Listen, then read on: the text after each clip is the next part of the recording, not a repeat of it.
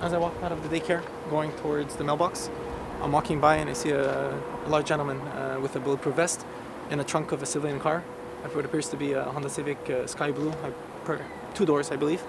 And I didn't think much of it at that point, but as I was walking by to get to the mailbox, which is just a couple of feet away, I heard the sound of 2 cartridges clipping, the sound of it being inserted into a gun. As I look at the gun, it's an automatic weapon, has at least 3 feet long. The 2 cartridges were probably inserted, it made a sound, and I don't know why, but I looked down into the trunk and I saw the duffel bag, which appears to be a regular standard police bag, red with too many weapons inside. I was not too far away from the officer, so I backed away. I backed away about 5 more feet, I would say around here, and now because we have a distance between us, I had to a bit raise my voice to make sure he hears me, and I said, police constable or sir, is everything okay? At this point, he turns, he looks at me, he was a bit surprised, and he goes, do you have a problem? And I look back, I was taken aback. I didn't expect him to say that, so I was a bit taken aback.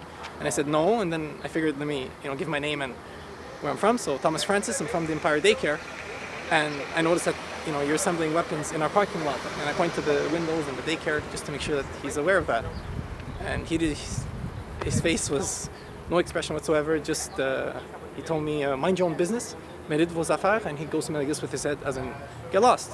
I called the 911 to ask him what I'm seeing, if what I'm seeing is normal, 1 or yes or no, and 2, if our daycare is concerned, or this building is concerned with whatever operation was ongoing. So if he's a real officer, that's one problem solved, but if we're concerned, we should know, evacuate or whatnot, or we're not concerned.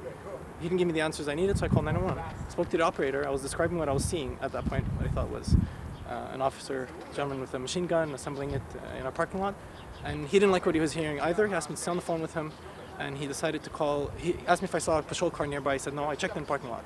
I stayed safe inside the building where the mailbox is.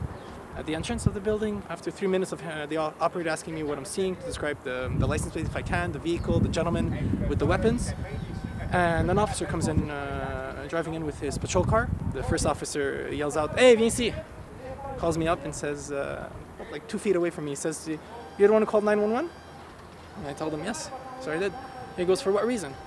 I said, "To ensure that the daycare was not concerned and everything was fine, and the fact that I've never seen this kind of weapons, automatic weapons, in a parking lot."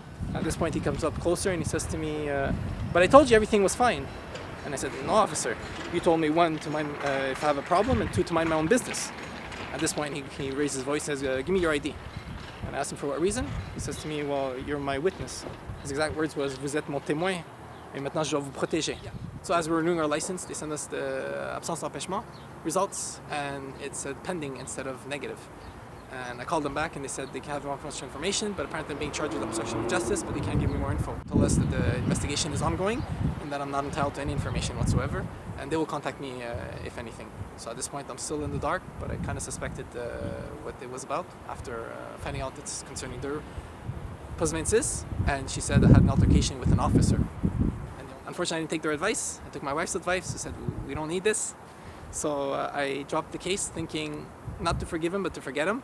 And in reprisal, what they do is they charge me with obstruction of justice when I